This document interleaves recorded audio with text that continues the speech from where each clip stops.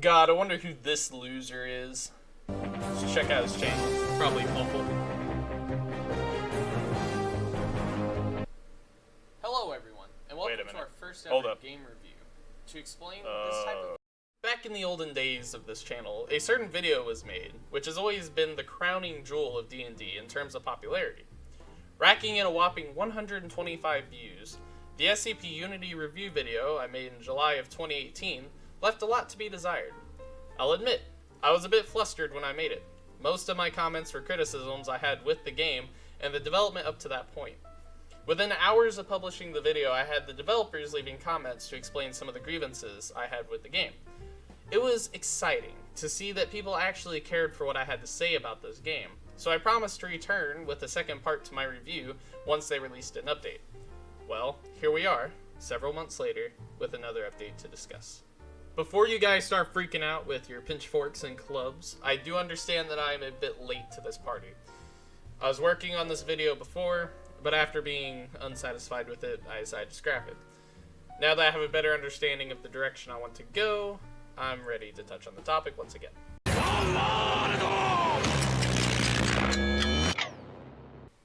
Okay, so a slight intervention here from Future Phoenix. Me saying Future Phoenix means that this is after I've already done all the recording, after I spent about 12 hours getting this video set up. I'm only just now realizing that this video was a review of the 0.6 edition of the game, whenever there's now the 0.6.5 edition of the game. The only real change in the 0.6.5 edition, I guess, the mini update, is that they brought back 939 and the basement area. Other than that, though, all my other points in this video are still relevant. All of them are still relevant, but I was just wanting to throw it out there. I hadn't realized that they had released a new update of the game. I was basing this video off of me playing the game about a month ago, because as you'll probably hear me say in this video, I was working on a second part to my Remake review, but I ended up scrapping it because I didn't really like the outcome of it. I didn't really like what I had. So, yeah, here we are now. Hopefully, all my points will still remain relevant. I'm probably going to release like a third part as well to this series, and then that next part, it'll definitely be like, organized. It won't be a mess. But anyways, I felt like I should just point that out. I apologize if this bugs anyone. Thank you for understanding. This shouldn't be a problem the next time I do this, type of video. Enjoy the video, guys. Originally, I was going to work from the ground up with this video, going over all the features that really stood out to me.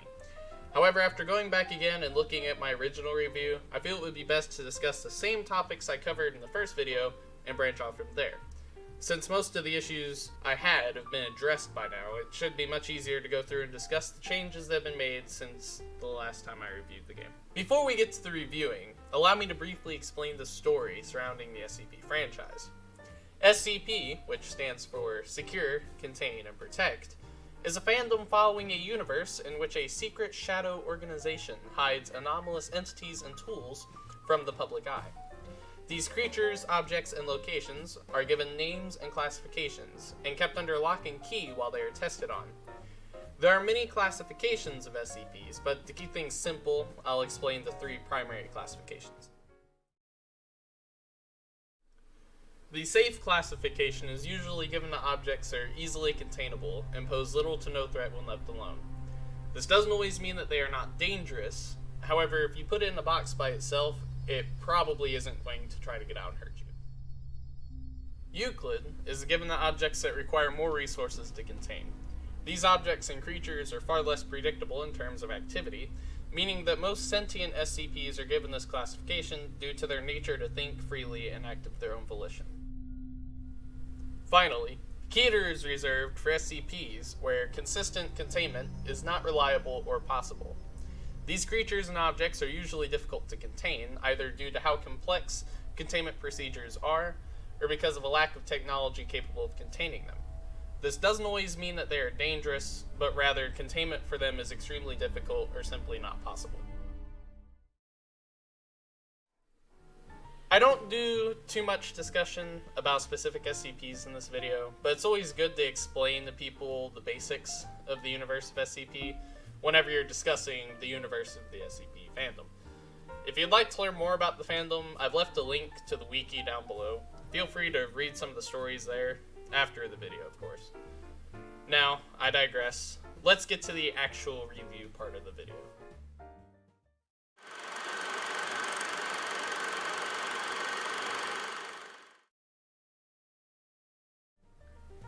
In your basic SCP facility, there are usually 3 levels. These 3 levels are used to separate threats, keeping more dangerous entities in heavy containment, while leaving light containment for safer creatures and objects. In Containment Breach, you play as a D class. In the game, you're attempting to escape the facility during a containment breach. To navigate through the facility, you had to acquire different types of keycards, granting you more and more access to the facility. In my last video, I addressed that not only were keycards simply not a feature, the only level to explore was light containment. It would have been nice to see another level added in this update. Unfortunately, these other areas haven't been implemented just yet. But, according to the developers, they are making steady progress towards adding these key areas, which is great. Perhaps sometime soon we may see the return of the basement and the 939 specimens that lurk.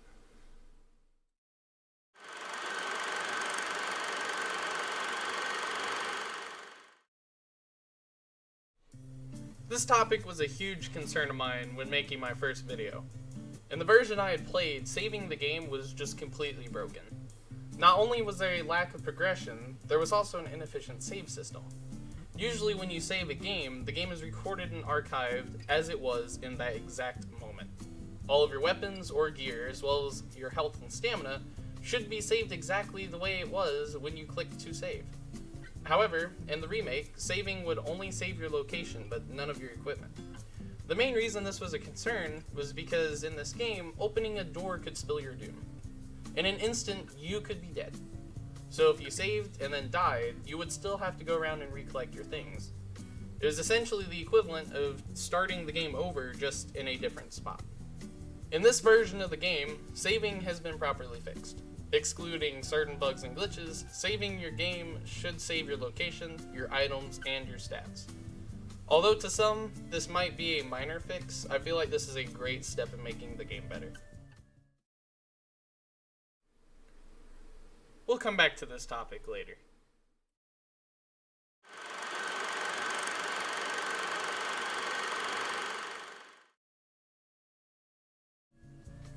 One issue of mine when first playing this game was that the frame drop was quite common. No matter what your settings, your frames would be constantly stuttering and syncing.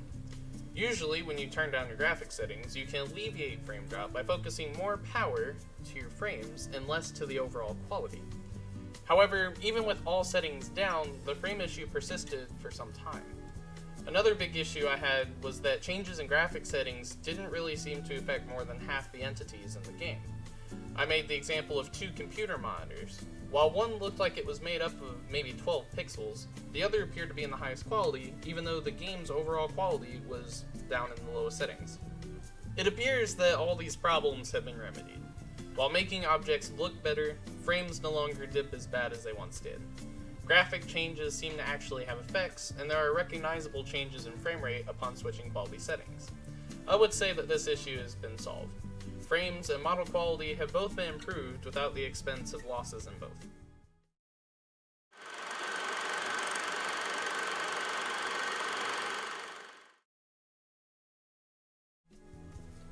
While the Unity remake has added much more in terms of items and equipment, many key items were removed from the game.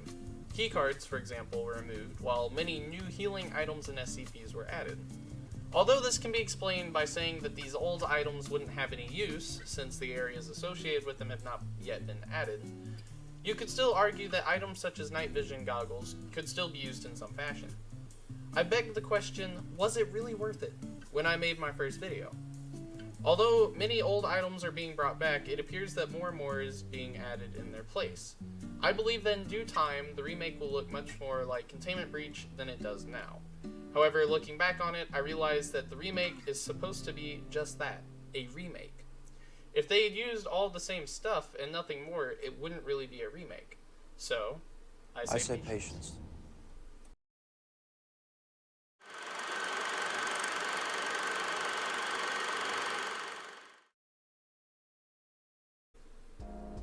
In the original Containment Breach, there were several dangers to be aware of. Primarily, 4 SCPs were almost constantly hunting you down.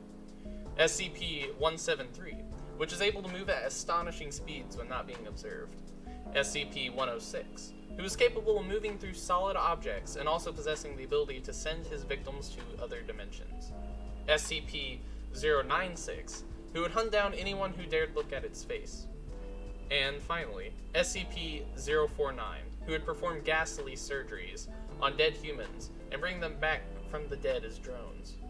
There are several other SCPs specific to certain areas of the map who would participate in the hunt as well. In the Unity edition, however, there are only 2 of the original 4 SCPs in the game at the current moment, SCP-173 and SCP-106. There are several other entities capable of killing you in the Unity remake. However, the lack of active SCPs is quite unfortunate. Since some of the SCPs exist in other sections of the facility, it can be easily assumed that we will see these other SCPs whenever new areas are added.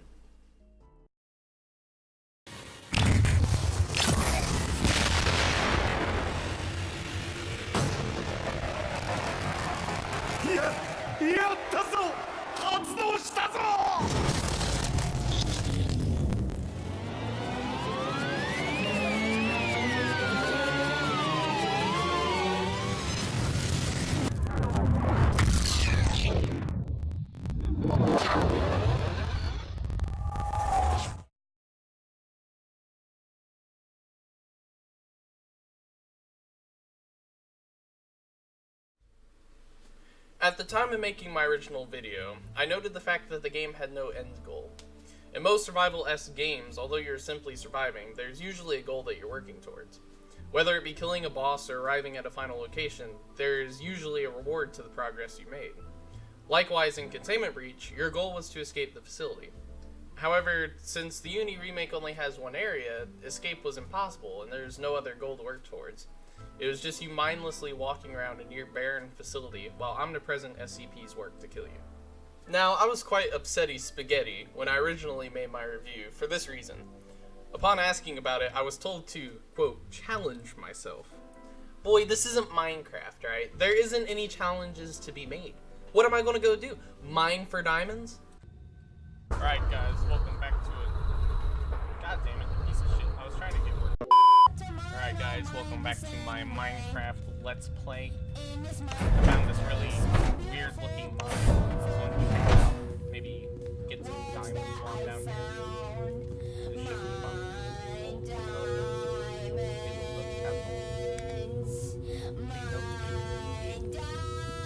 Excuse me, my little friends, I need to go get some diamonds here. There was only so much to do, which really ruined the experience for me. All of my time spent really did seem like a waste, which was the main reason why I made the video in the first place. But now, things have changed. While exploring the dead facility, you come across a containment cell of sorts. As you enter the room, you can easily notice that this room is different. A soft music plays in the background. Pictures on a wall depict various landscapes. Everything just seems better. The cell in question can be opened once argon is released into it. After using the refinery to concoct the gas, you bring it back to the cell and release it. The glass door opens and you see a box with the words, "There be dragons," on the front. The box opens and dozens of paper dragons fly out.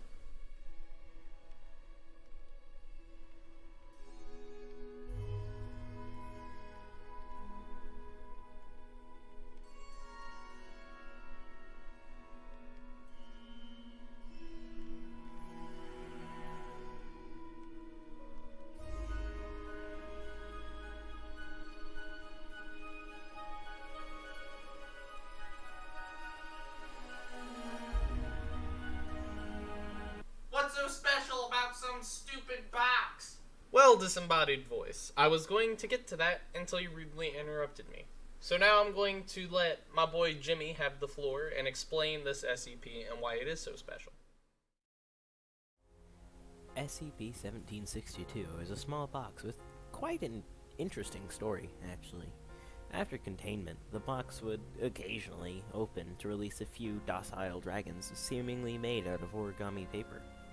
The dragons would sometimes mention how the humans had not made a room for them. No one really knew what they meant, but it can be presumed that maybe these dragons once visited or are the real dragons that are pictured during medieval Europe, and that they were able to go back and forth between the world of the box and the world of humanity as they pleased. However, it was noticed how fewer and fewer dragons would come out of the box as time passed and each time it opened.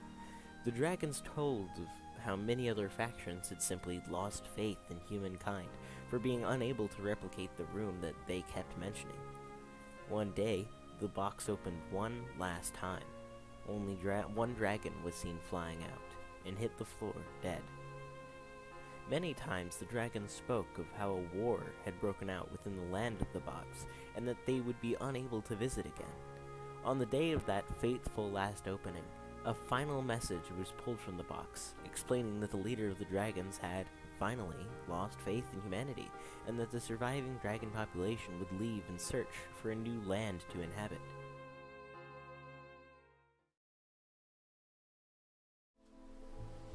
The story truly is one of sadness. The dragons had faith in humanity, while the other factions had cast them away. Even when the land they inhabited was destroyed and ravaged by war, the dragons never stopped caring for humanity. Mind you, there's a lot to the story that Jimmy did not cover, so if you're interested in reading the full story, I have a link to it down below. Anyways, in terms of reviewing the ending, I believe that the developers have done a pretty good job of implementing a goal. I'll be honest, seeing the ending to this game brought tears to my eyes. This new ending truly does make up for the other issues I had with the game before. I'm glad that I can come back here today and say I'm satisfied with the Unity remake. And that's the review. I understand that I haven't really done many of these videos, and I haven't really done one in a while. However, I felt like it'd be good to go back and talk about this again, especially after I promised a second part. After talking with the developers about the game, I'll admit that I felt the weight of guilt upon my shoulders for being so critical about the game.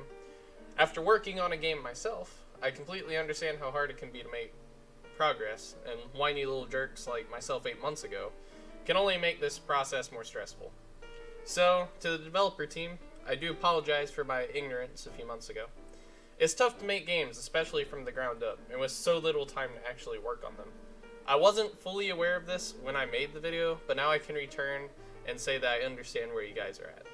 At any rate, for those of you still watching, I thank you for bearing with me. Hopefully this video is well received.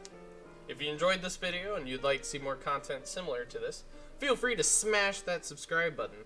I also ask that you throw this video around a little bit, show it to your friends, leave links in your local discords, so long as it's okay. Make Facebook posts about it. Anything and everything would be welcome, so long as it helps us get a larger audience. Anyways, I digress.